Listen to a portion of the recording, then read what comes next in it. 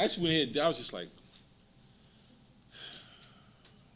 I mean, I remember when all that shit came out about, when Colin Powell endorsed him, and people were like, and what's his name, Sununu, you know. I think perfectly accurately said that, you know, that he voted for him because he's black. Because what other reason is there to vote for him?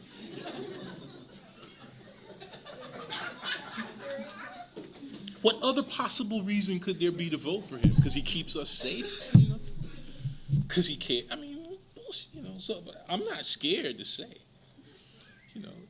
And insofar as I voted for him because he's black, I feel like I fulfilled a small, very small, probably insignificant responsibility in this world, right? But I'm interested in the other one, you know. You know, and so that's my sense of the it's the project of the projects, so to speak. But I guess I won't read that thing I wrote, but because I think I just said it mostly. But it is, yeah, it's the easy formulation would be the end of the world, but then you have to modify and make clear what it is that you mean by end and what it is that you mean by world. So, right. Thank you for the talk. I mean, sorry for coming late on your talk. I was teaching a seminar myself. Thank you for all the work you've been doing. I'd love to hear you say more about what it takes to think thought itself. You're talking about the black body doing that. Someone like Nietzsche talks about the transvaluation of all values. You have a Fanon talking about make of me a body that questions with a new humanism. Or, Derrida would associate that with the university. That's where that happens. So correct me if I'm wrong. The paradox of thinking thought itself is that it cannot have a proper subject.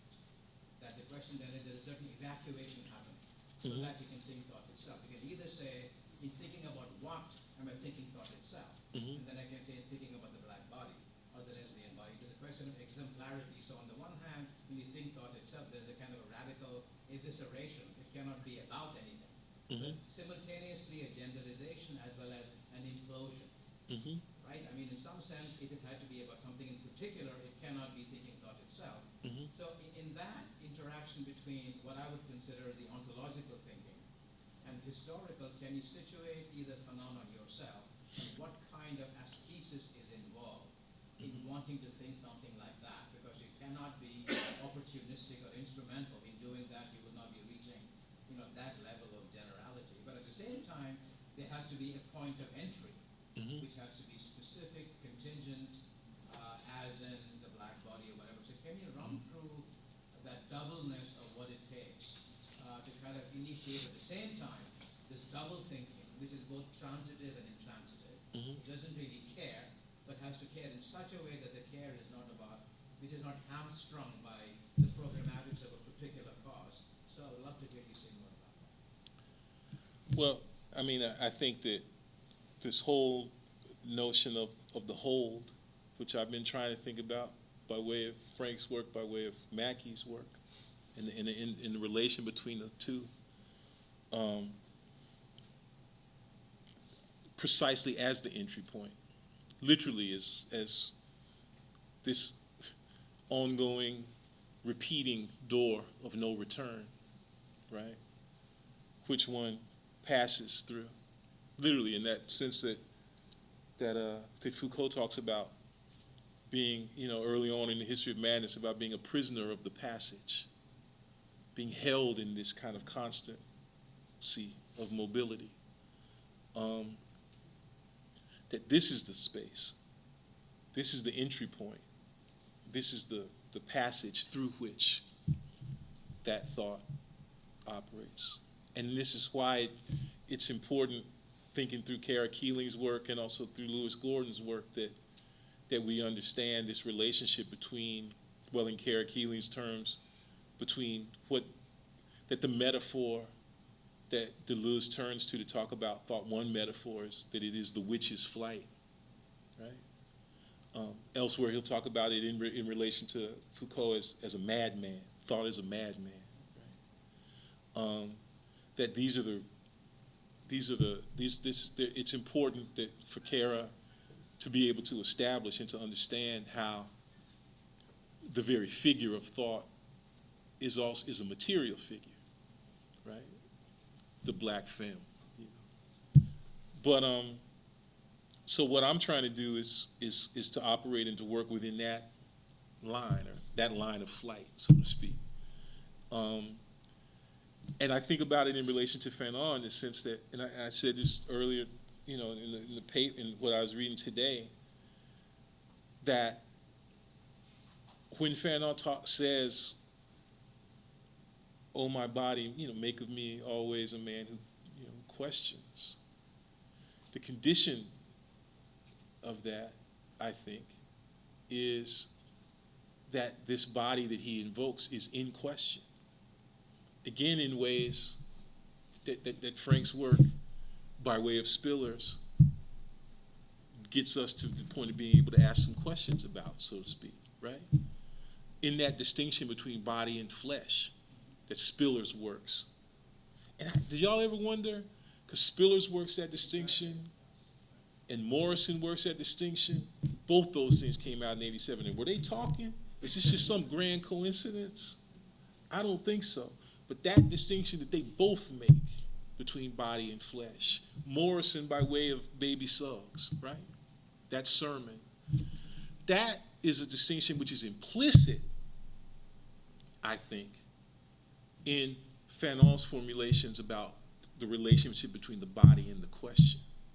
If the body questions, the flesh is what unasks those questions and propels them into some other space. And it's interesting too, because I think that that there's an analytic of flesh already at work in Merleau-Ponty in his late work on the invisible.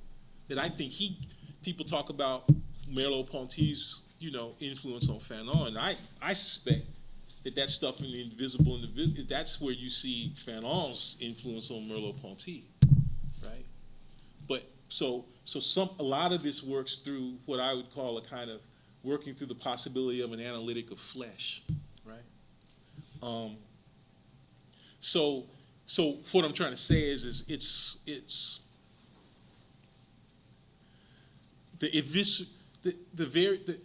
what you talk about under in terms of the necessity of an evisceration of the subject of thought in order to be able to think thought.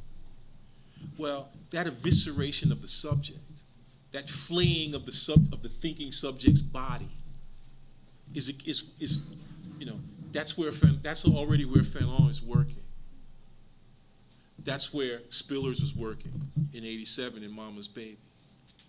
That's and what's kind of amazing is that that's where Morrison is working, but she's working it in this by way of a kind of historical fiction, which lets you know that that's what supposedly unlettered, untutored women in the woods in Ohio in 18 whatever 53, you know, were thinking, right?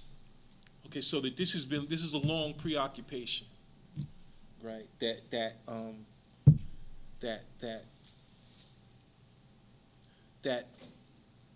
flesh never quite given the honorific of body,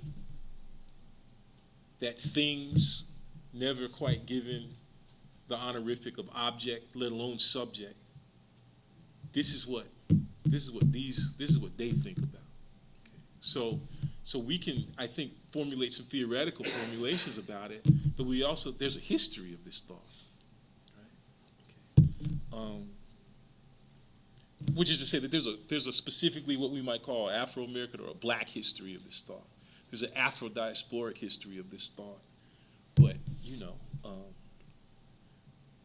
but there's a women's history of this thought. There's a Filipino history of this thought, right? You know, what it means. Part of what I think now, part of my understanding of what it means to be privileged is to be able to have access to a history of this thought that you can claim. And then you think about the poor people, you know, the Mitt Romneys of the world, who have no access to such a history, right? You know, and who act out their disappointment on everybody. Right? as brutality. Um, that's what I can.